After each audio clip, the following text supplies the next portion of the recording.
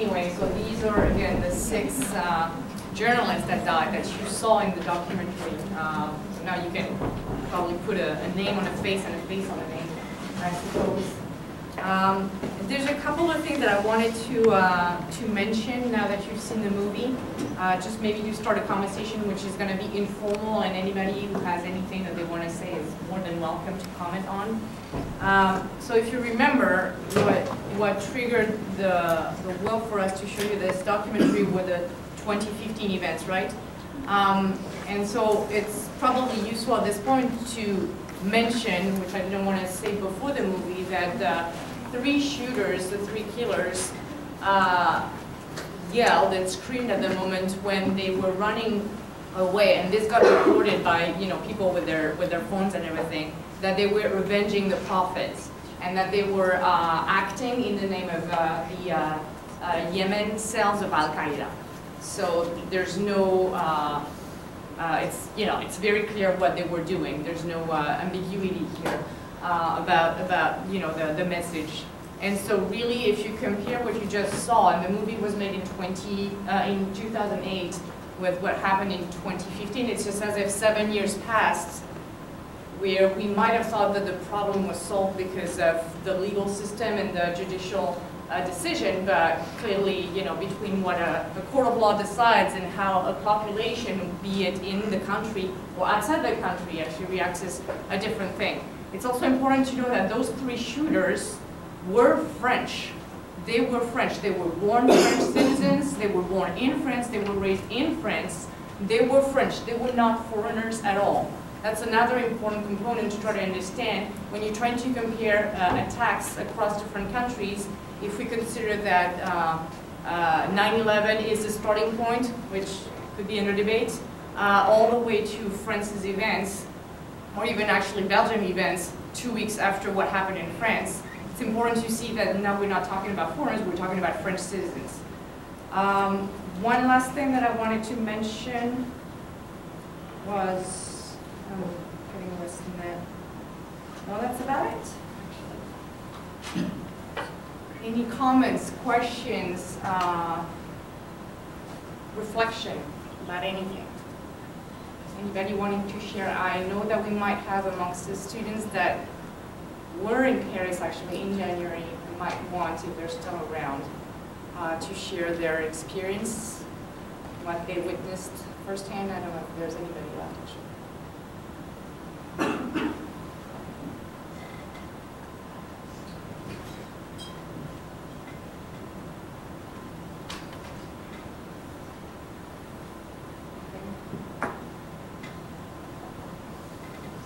Well, one thing that strikes me as a French person who's been living in this country for many years is probably the difference in what we consider to be freedom of expression, freedom of the press, freedom of religion also, because clearly the laws are not the same in the US as they are in France, and the reality of how we make those things concrete in our daily lives is also very different.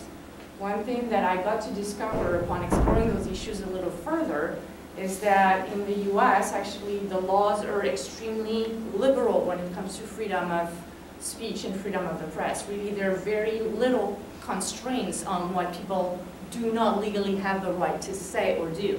If you think about it, there are neo-Nazi movements in this country that are legal and have the right to say whatever they're saying. In comparison, this sort of neo-Nazi movements are actually prohibited in France.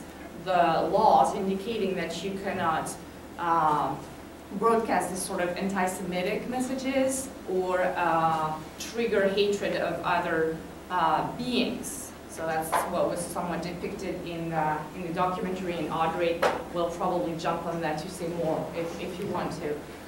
In France, the law is much, much more constraining when it comes to freedom of speech and expression. There are actually many more laws that prevent you from publishing or saying certain things if you compare with the American model. But these are the laws. The reality is also how people interpret those and act based on that. And so what I tend to see, and this is my personal interpretation of it all, is that when we have a very constraining legal system in France when it deals with freedom of speech and in the press really, people tend to be extremely liberal in the way they behave, as you might have seen with Charlie. And for those of you who are interested, I know that Professor Greenspan has some issues that he's going to be showing in his classes, and I have the last one. I'll talk about that in a minute. In the US, where the legal system tends to be much more liberal, I tend to think, again, that's my interpretation, that people behave in a more regulated manner. So where the law doesn't give constraint, the population tend to apply more self-censorship maybe, maybe more politically correct ways of regulating speech. Please. Well, yeah, I'm sorry to interrupt you, but like I have a few comments, just like from the video and yes. stuff like that. So, beginning with the freedom of expression in 2008, Charlie Hebdo itself, the magazine that's fighting for liberal like rights and defending people, has wrongfully dismissed a caricaturist who actually drew something about Sarkozy's son, that he said that the guy was he converted to Judaism in order to marry like a woman who's like Jewish at the time, and they dismissed him, and then he took it to court for 2 years, and then he got 40,000 euros at the point. So if they are defending like rights and stuff like that, why would they like dismiss him wrongfully, as it was proved by the court, and assuming and stating that he was inciting hate crimes, which was his just, and I saw the caricature itself, and he did absolutely nothing except for doing a similar caricature, like a pure satire of something that was going on at the time. So here I see a contradiction between two things, that you do not incriminate something like drawing a public figure or a religious figure for Muslims, like guy who came with, like, I won't say came with the religion, but let's say that he's just a leader, and the leader of 1.2 billion Muslims following this religion, and then coming and dismissing someone who wrote or drew a caricature about Sarkozy's son at the time. This is one point about the freedom of expression. Another point is that I'm interested in the people who attended the march. And by the way, I really condemn what happened, and I'm not going to apologize for it, because I don't have to. Like huge people swarmed in trying to apologize for what happened as Muslim. I would say that I sympathize with the people and their families, and I really condemn what happened as a terrorist act, and I approve that.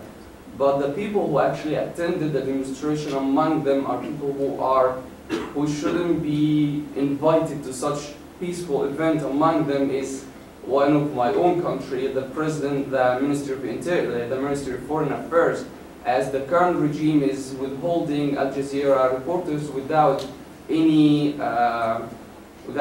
like thing specific or concrete to sue them. They are just like detaining them. Also, King Abdullah, King of Jordan, he also withholds reporters and people from the press with no reason at all. The third person is Netanyahu, the Israeli Prime Minister, who's killing Palestinians, which I think that it came out as he was not invited, yet he participated clearly in the event. And these like two things, if you want to reply to that and have like one more point about religion, and we can talk about it. Sounds good. So what's the point about religion? The points about religion, that this is a religion of 1.2 billion Muslims, and the number of people who are acting in the name of religion is like a terrorist, if I may say, or radicalists, or fundamentalists, or however you want to call it. These are terrorists, and these have extreme interpretations of Islam and of Quran. And those people are like Muslims are 1.2 billions in this world, like let's say a third of this world, and you're coming and saying and overgeneralizing, and I've seen it in the video that people are overgeneralizing this 1.2 billions by around 10 million people spread all over the world acting in the name of terrorism and saying we have our own interpretation and this Quran is insightful and we want to kill all the people who are doing things around the world. The other thing is that there are different interpretations of Islam, and if you there was a lecture given by Professor Turner, John Turner, in the history department. It was in local like a week ago or something. he clearly stated that there are different interpretations according to each country. Even the flag that the Algerian guy was holding, this is the flag of Saudi Arabia, this is not the flag of Islam. As Islam itself doesn't have a certain country to follow. Islam is, like in Islam there is Quran and there is Hadith. Quran has certain sets of the dire commands, do this, do not do this. Hadith is something that adds more orders to do or not to do. There are things that the Islam did not mention about. These things that can be interpreted differently, and radicalists and fundamentalists are using this space in order to create, in order to create this kind of chaos. They are following and they are doing this. But the thing is that even the Prophet himself at the time, he was abused by his own people, and when he got back, he did not revenge them. He did not just kill them as one might want to do. Like for me, if someone just did something wrong for me for 10 years, and when I come back and I have power, I wouldn't revenge, of course. He did not do that. So I wouldn't say that this is a religion of offending or a religion of being vengeful or something like that. The third thing is that who will benefit from this? Who will benefit from acting or being a terrorist? Terrorism, after this happened, we have seen a wave of violent acts against Muslims in France, all over Europe, even in the US. So people who are acting are not acting in the name of the religion, they are acting in the name of themselves, because if you are discriminating against Muslims, and it's natural that people living in these countries will look at them as criminals or someone who actually supported criminals or followed the religion of criminals, so they will discriminate against them. So Muslims in these European countries will have no place to go except either to join these groups, terrorist groups, because they have no place to go or no place to live. They will have to leave their families in order to have a place to live. The third thing is... Let me interrupt you just to be able to give the speech and the floor for everybody else. But clearly, what I was wishing for, which was a reaction, I just brought this. We have reactions, here, and I appreciate it. Caitlin, you want to say something? I actually want to go back to the comments you were making at the beginning about the lack of regulation in the U.S. and the abundance of regulations in France.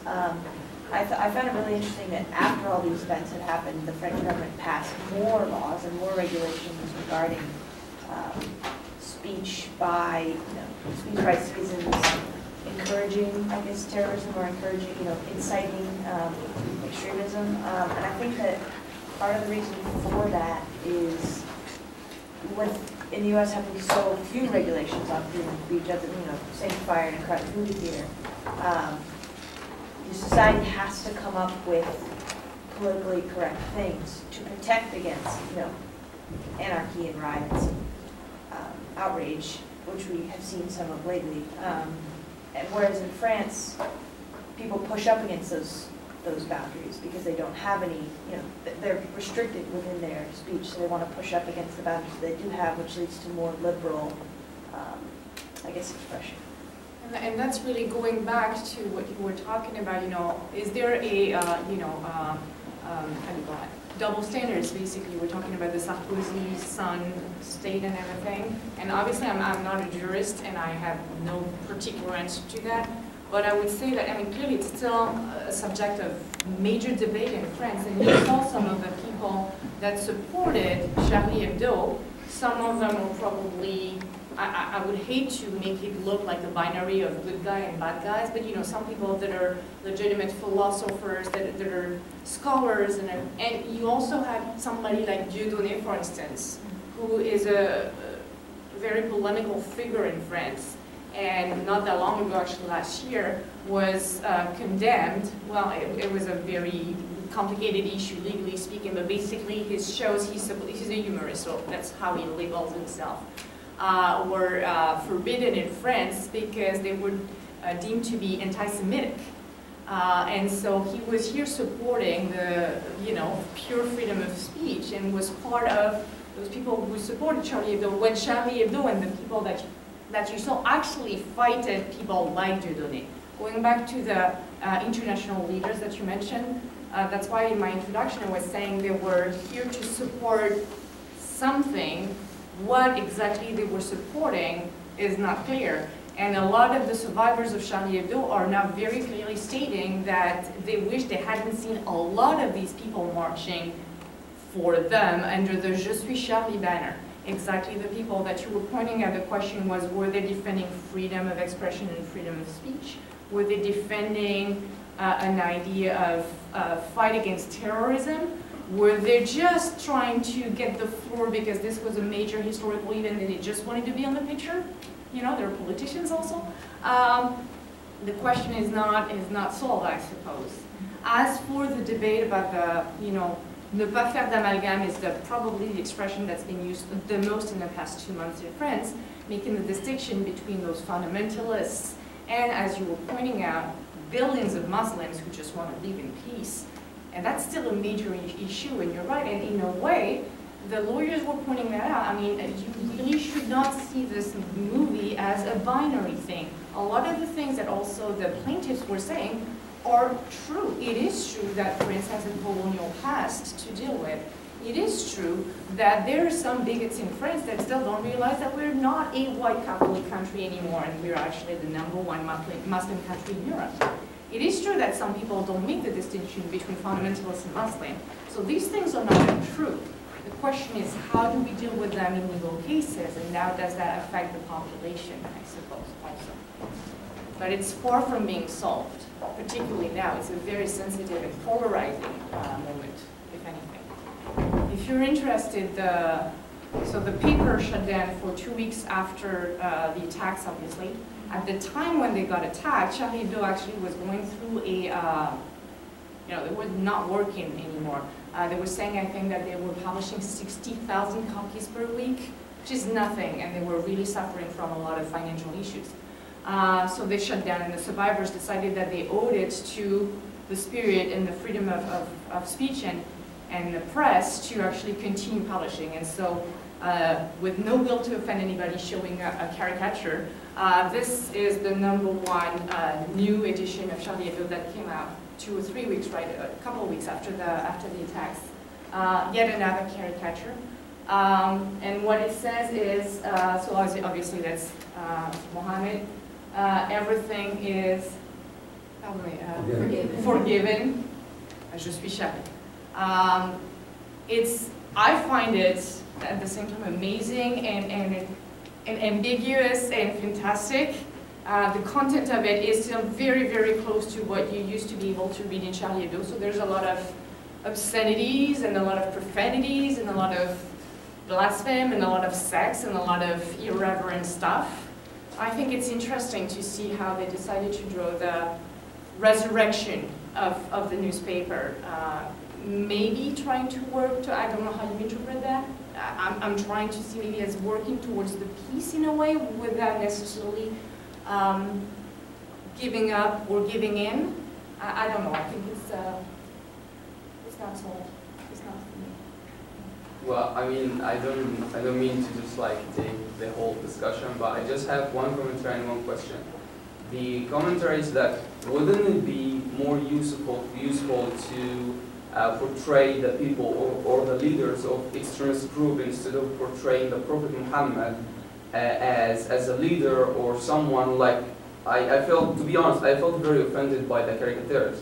And I like the guy who said, well, you have the right to be offended, and yet you don't, like, if you want to act, you have to act peacefully, and I respect that. And if I were there in France, I would have hold a demonstration saying, well, I'm against this, but of course I wouldn't have gone there to blow the whole thing. So I totally understand that and I respect it, but the question here is, wouldn't it be more useful to portray the leaders of the extremist groups as caricaturists instead of portraying the Prophet Muhammad as a head of the thing? I think in this case, the caricature you just showed, I can't speak to the earlier ones, but I think that was an attempt to sort of, I think it was an attempt to say, we're not blaming, I guess, Muslim extremists, but I think it was maybe not necessarily the best choice if they were trying to gain the support or show their, forgiveness of the general Muslim population, not necessarily the extremists, by showing a caricature that would offend, I believe the prophet's not supposed to be depicted at all.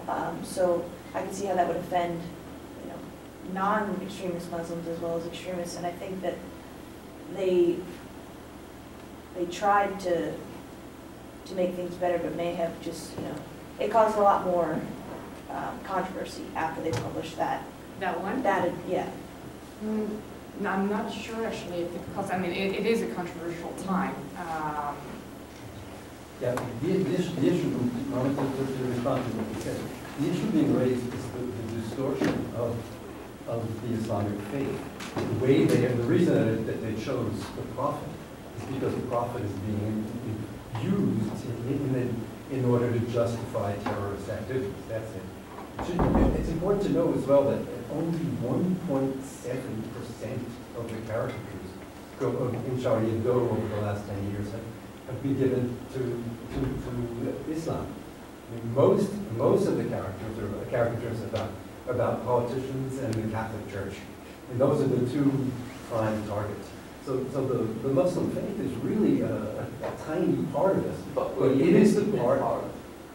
Yeah, I don't mean to make it negligible, but in terms of relative terms. Yeah. And just as a point of history, what you're talking about, the caricaturist you were talking about before, who was fired, his name was Sine, and he's a very famous. Yeah, Sine, and he was actually what he had initially begun on the radio at night and was in favor of all Palestinians and killing all Jews. And he actually came out with a letter of apology thereafter. But this set off a conflict between Sine and Philippe Val, which had already been in the works. And with the cartoon about Nicolas Sarkozy, who married the Darty. If you've been to France, you know Darty, right? The daughter of the Darty family, right? And that was just the excuse. What was interesting in that is that the courts found in Sine's favor. Yes, yeah, Philippe Val did not have the right to fire him for that reason. So that's just two little points. In the research I was doing prepping for this meeting, I came across actually, very updated data on Belgium, if it's at all interesting for you. Because as I was mentioning, 2 weeks after the attacks in Paris, Belgium suffered a series of attacks of the exact same nature for pretty much the same reasons. And what I found to be interesting is that, little did I know so much about Belgium, is that in the way of approaching secularity and the integration of religion in the private and public sphere, they pretty much follow a pattern that's closer to Anglo-Saxon countries, so closer to what you'd be able to see in England or in the US, where wearing religious signs is not nearly as much a problem as you could have it in France, but we have a different interpretation of what secularism means. And so in a way, right next to us in Belgium, we have pretty much the opposite model of what secularity could look like. That's, again, more influenced by Anglo-Saxon models. But they ended up having the exact same kind of problems. So they tend to actually self-censure around the broadcasting of caricatures of Muhammad. And they tend to be much more politically correct in a way. But they end up, and maybe I'm making, it's a shortcoming of a much more complex issue. But just on these superficial representation of secularity, with a different model, still comes to the same sort of consequences in terms of terrorist attacks. What is also interesting is that, as I was mentioning, those terrorists were not those barbarians, foreigners. They were French. They were French. They went to train for the jihad and came back under the radar, basically, and they were what they called dormant cells for many years, so that the secret services would not notice them, and that's how it never, they didn't get arrested before committing the attacks. Belgium has the same kind of problem. Right now, if you're looking at all those people that are going to train for the jihad that come from Europe, the vast majority of them are French and Belgian citizens, when we have two completely different models of secularity, integration, and religion. And so I have zero resolution of that. I just find it appealing. race in Paris cannot be justified in any shape or form. My dad is a journalist, and I cannot think of the possibility of him being killed because of his opinions.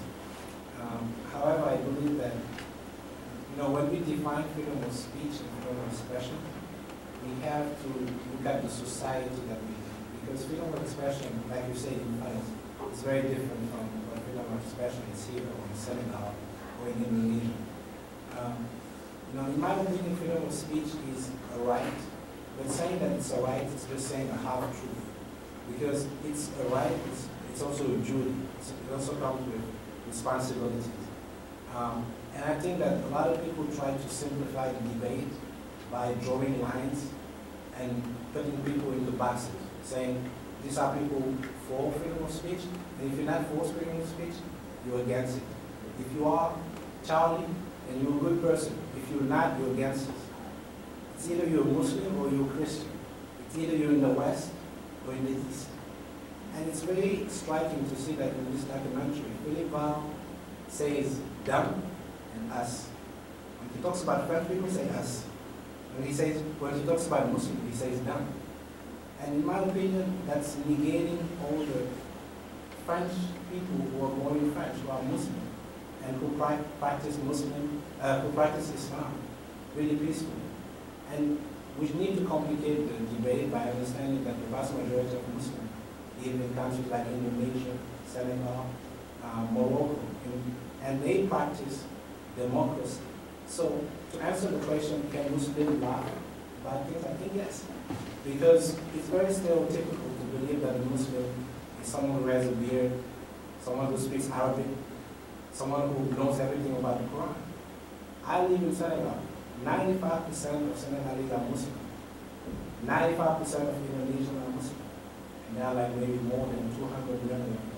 So in my opinion, we need to understand the concept of freedom of expression and really define what it means within a society. Because it's very dynamic. We might be looking at these drawings 50 years from now and saying, oh man, this was terrible. Just like here in America, things were tolerated 50, 60 years ago. Today, in recent news, we've seen a case like that. 60 years ago, it was all right to say that about someone who looked like me. And it's not possible. It's not possible now. So I just believe that we have to understand how dynamic these issues are. And of course, I'm not giving an answer to the issue. I'm just saying that it's a lot more complicated than that. Because it's not just about freedom of expression. It's also about how societies deal with social issues that they have. Well said. And that's a debate that we had amongst ourselves. It's not, betraying a secret to tell you guys that we had a departmental meeting fresh out of, our January break. And obviously we came to talk about that, and we're, how many faculties are we in the department? 9, 10? 9. And there were 9 different voices, 9 different interpretations, 9 different readings, 9 different feelings of what had happened. Some of us come from the same country, some of us don't. Some of us come from different religious backgrounds, some of us are believers, some of us are not. And it was a very animated debate, actually, if you remember, right? I think I'm not misrepresenting our debate. It was a vigorous, lively, but very respectful one because we don't see those events from the same angle, but yet it's multifaceted, and that's why it's so difficult to be able to capture it right now. And this documentary was trying to frame it from the legal perspective on an issue of freedom of expression. But we know it's much bigger than that. It really is. One last point I wanted to make, maybe it's more emotional than rational, reasonable, just because for whatever reason it still echoes in me a lot. I have to admit that I'm still very much shocked by what happened, is that 2 days before the attacks, the Charlie Hebdo guys are on Facebook and on Twitter and all that, and so as I was telling you, the circulation numbers were not good at that point. So they were trying anything to try to raise the sellings in a way. And so one of the techniques that they had was teasers of some of the caricatures before the issue came up. And so 2 days prior to the attack, and that shows something dark, I believe. This is what Charles, the editor-in-chief, posted on Facebook that was going to be in the issue that never came up because of the attacks. And this is what Aurore published. So for those of you who don't read French, still no attacks in France, says this little guy that we can agree is meant to be a fundamentalist. No, that's just the heading. And so he answers, just you wait, we have until the end of January to give you our wishes. And so Charles drew that 2 days before the attack. Honoré, so that's probably one of the figures that we're talking about of the fundamentalist, al-Baghdadi, who also gives his New Year wishes, where he wishes everybody good health. It just stays with me, just as much as when you watch the documentary and Val is in the radio station and he's being interviewed, and one of his colleagues tell him, well, you don't risk your life, you only risk, a 22,000 euro ticket in a way. Well, now we know that it's much more than money and that it's life that's at stake. And so we're pointing out, journalists, caricaturists, that as you might have seen from the reactions of the many, many, many caricatures that came out after that, with the pencil that almost became the symbol of the Je suis Charlie march after that, came up to say is that, the double standard is really what kind of weapons are we using to voice our opinions is probably important. Well, that last remark, right? It's also an issue of what access you have to means of communication, right? So, from the comfort of my office, the third floor of Lovejoy, I can say a lot of things, and I can reach many people, many students, right? I can do that. Often, people that, what I'm saying is that we also want to keep in mind who chooses to express their anger sometimes doesn't have much of a choice as to the means, right? And so things boil up and then they get out of control because humans are imperfect beings, right?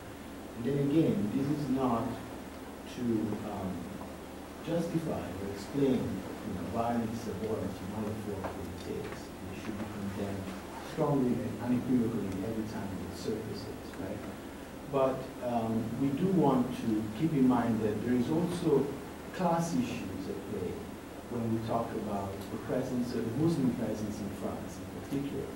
So, certain classes are Christian and, they have an understanding of the role that satire plays in their own country. And, other parts of the population identify as Muslim and have a different understanding of freedom of speech and what it means. If I may, I would like to bring a different way of understanding this. I'll try to be very, very quick. What struck me was exactly that, what you were saying, this idea that it's us against them, right? This dynamic, this dichotomy that everybody involved in this debate seem to have. And they seem to kind of jump very easily from this is an attack to my point of view to this is an attack to the very fabric of our Western society. Right? The jump was made very readily and very quickly. So what I wonder is if you take out this dynamic, this idea that there is an us and them, because there isn't an us and them. We're all on this, it sounds hippie, but we're all on this planet together and we should try and get along because there is nowhere else to go, right? So once you take out that, right, that it's not us versus them, then you start looking at the rhetorical mechanisms that are involved in this type of discourse. And one questions the utility of this type of discourse. If the only thing that it does is to reinforce this idea that there is an us and them, then maybe it's not that useful a discourse to engage in, right? And so this is not again to say that people shouldn't exercise it or that people have the right to oppose it by violent means. It's just a way of taking a step back and putting it in perspective. And after all, seeing that there are city drawings, after all, right?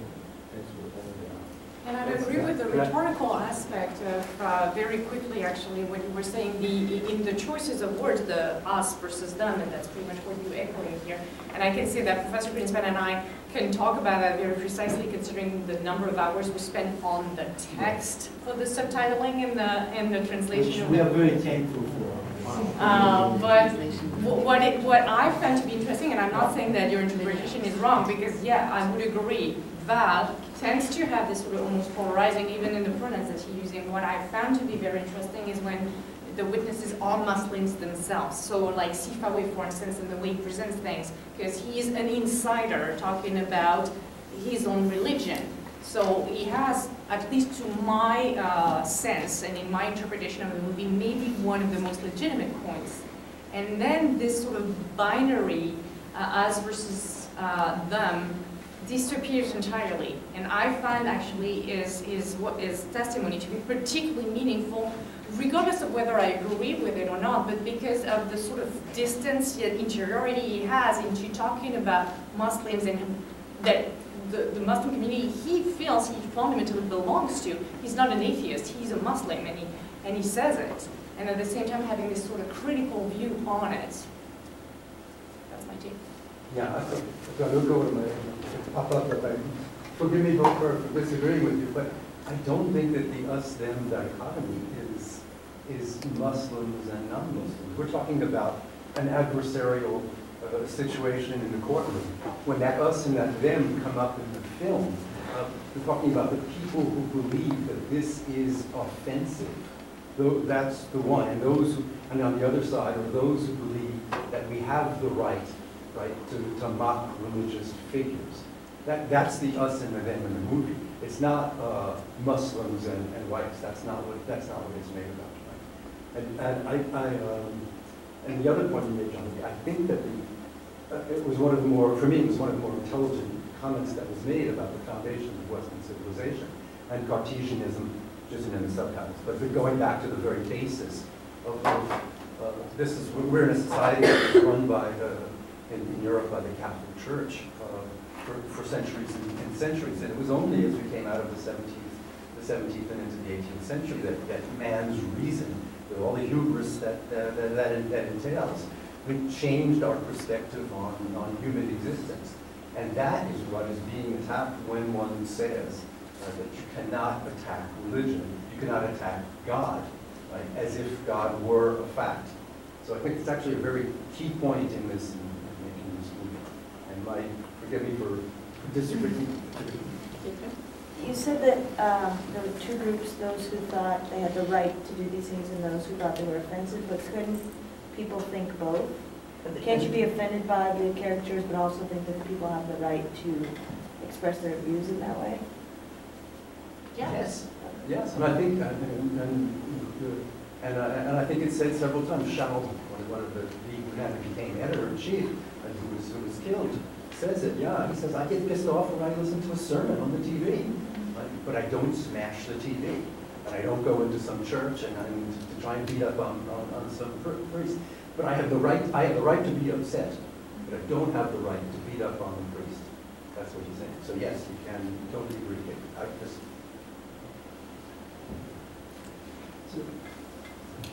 I wonder if part of what probably people at the time who some of the Muslim people who attended and were clearly upset, and some of the people here react to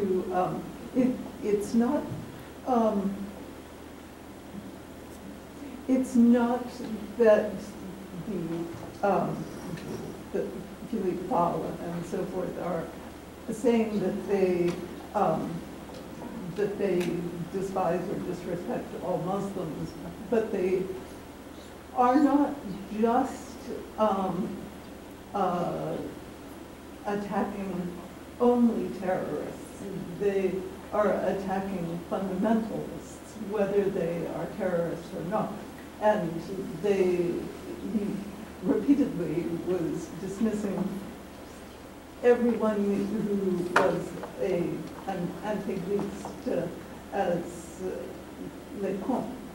And I can see how that could, for people with moderate views, feel offensively dismissive, not just of terrorists per se. Even though he's separating extremists from normal, Yeah, from the Muslims that I Pablo mean, was talking about. one could be, I mean, for instance, one can be a fundamentalist Christian without being someone who bombs abortion clinics. Maybe that's a bad choice of words in the subtitles, but he's really talking, when he's talking about intégriste, he's talking about extremists. So that's... So anti-Greece does not mean just fundamentalist? It does mean fundamentalist, but I think it's tainted. I don't know. I would tend to say, knowing a little bit of the tradition of Charlie Hebdo and the people that work with it, you're probably highlighting a good point. My interpretation is that you're right. They're not just focusing on the people who are actually putting the bombs out. They're also, in my interpretation, attacking the people who are the theoreticians of those radical fundamental ideas that lead to the followers putting on the bombs, which is still, going back to what you were saying, a super medium, tiny minority, and is completely apart from the rest of the Muslims who are just, living their faith in, without bombs or radical ideas. Caroline Forest, for instance, that you're seeing, that's her scholar work, fundamentally, but not just about Islam. She actually started her entire scholar work on Catholic fundamentalists. So it's the concept of fundamentalism leading to extremist attacks that she's interested in, be it Christian, Catholic, Muslim, or any religion for that matter, including in its sort of invasion within the political sphere. And again, the debate is not solved. In France, for instance, the extreme right-wing party, the Front National, which is now getting this sort of greenwashing of, we're acceptable. There's still a lot of debate in France to know whether we should allow this party to run or not, because of the sort of radical extremist idea that they're defending. And so legally speaking at this point, they're within the frame of the law, but I suppose I'm not misrepresenting the country when I say that they're pretty much under a microscope a lot to try to see at any moment if they're just switching on the other side of that fundamentalism and radicalism that basically just is not okay anymore. You see what I mean? So I'm not sure it's answering, but I would tend to agree that yes, they're also pinpointing the theoreticians, but of these very radical movements. Okay. Well, thank you everybody for coming, Thank you, for your attention.